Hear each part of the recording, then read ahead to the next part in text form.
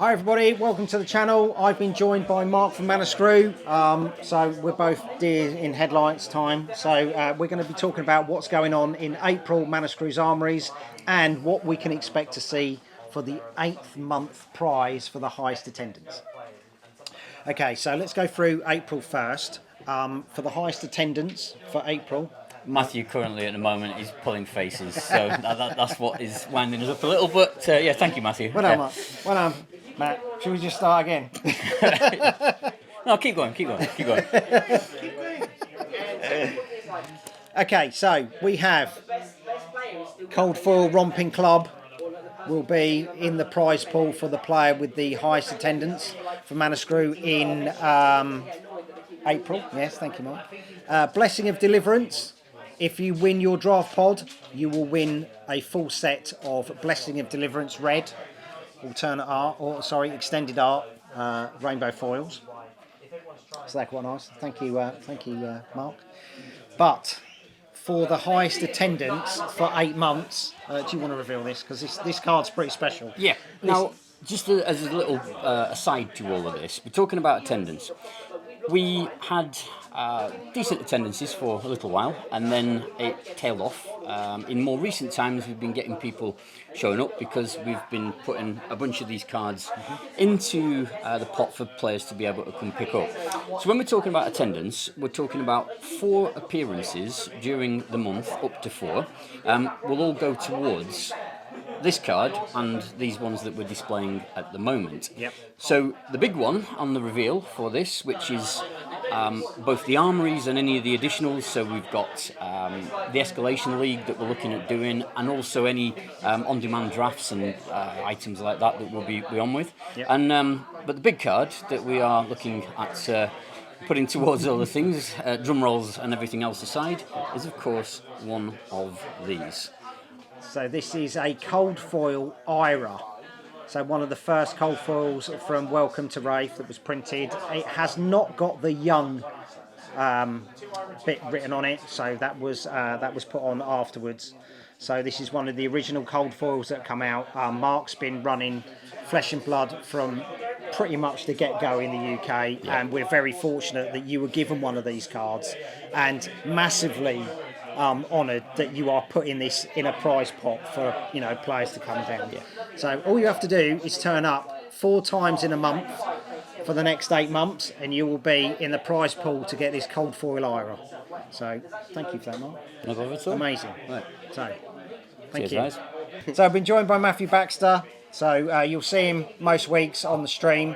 So you can see what he looks like. But what do you terrible player. So you come from South Africa. Yes. Every week you fly in. Every week I fly in. I pay hundreds and hundreds of pounds to come to Manascrew. Just to play in our I armoury. love it here. Just to get 2 packs. To get 2 packs, I know. And coffee. Endless cups of coffee. So what do you think about the armouries? Because you do travel a fair way. You come from Oxford. Come from Oxford, correct? Oh no, I love it. I mean, obviously all the change that you guys have done for the weekly armouries, and it's incredible. It's good fun, it's a variance in different games and that, and even games like Commoner, and you're playing with cards you would never have played with before, and you can still have fun. I mean, that's the beauty of this game. Yeah. Just even playing Commoner, it's challenging. You don't need all the fancy legendaries and majestics and stuff like that to still have a good one-on-one game with another player and have fun at the same time. And I think that's what Armoury should be about. It's just having good fun. Mark's changed it up as well by introducing cold foil heroes. Cold foil heroes that you wouldn't necessarily own, or even play that certain hero. Like this month we had Data Doll, so the highest placed Data Doll player got a cold foil Data Doll. Correct.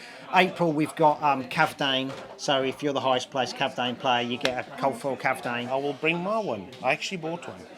Funny enough. So it kind of makes people look at their decks and create decks solely for the event instead of getting stuck in the rut. Yeah, I mean, what was the other one we had where it was Kano or Levia? Or Azalea. Yeah, Azalea. So that was weak tier characters that, if you played with that character and then if you won the Armoury in that day, then there was bonus stuff, which is nice. And once again, it's just, you playing characters or heroes that predominantly wouldn't be played.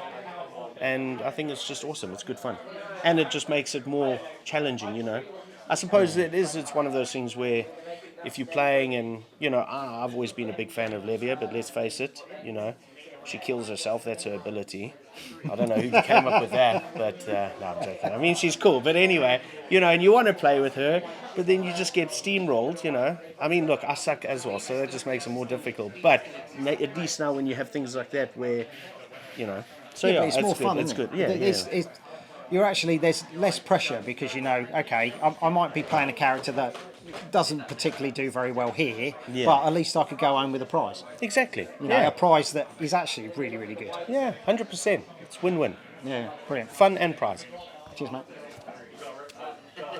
Hi, we've been joined by Mike Kerslake, my collecting buddy. Hey. We share our collection. Mike got me into Flesh and Blood for my sins. Yeah, So quite a while back now, innit? So yeah, indeed. So you realistically came up with this new format at Manascrew. Yeah.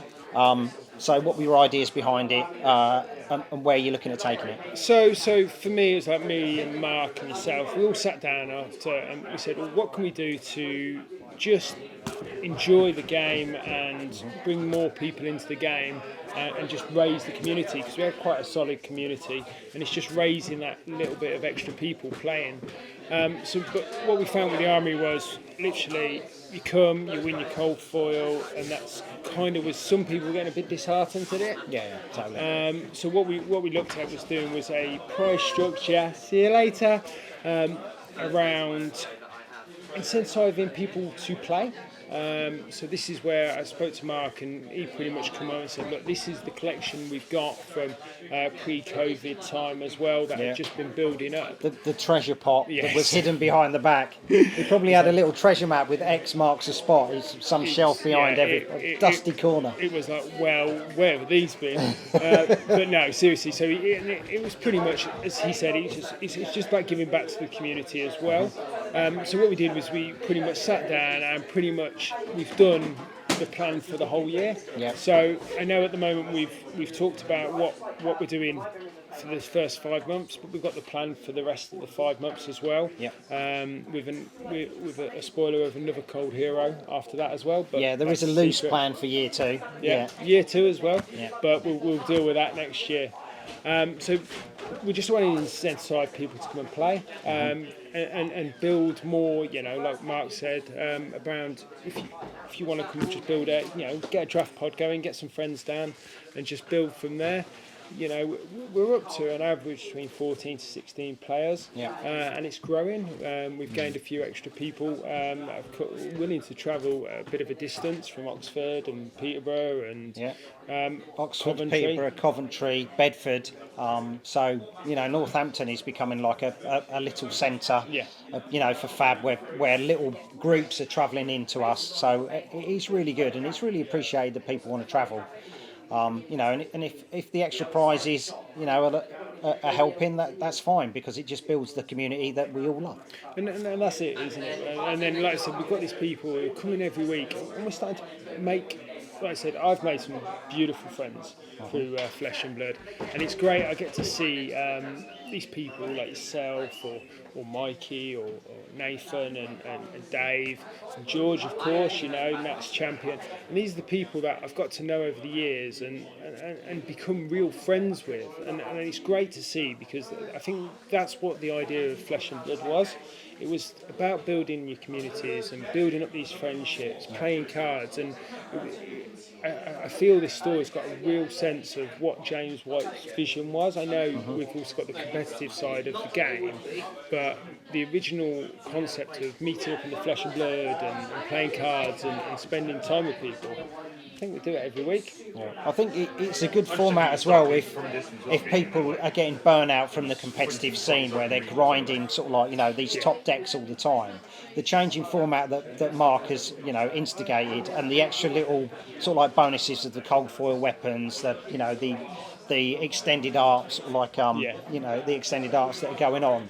It certainly makes you sort of like change what you're going to play, just to own those little pieces that it's all collection stuff. That goes all the way back to Welcome to Wraith, exactly. sort of like releases. It's brilliant. Great. Well, thank you for staying tuned, and we hope to see you guys soon. Indeed. Thanks, man.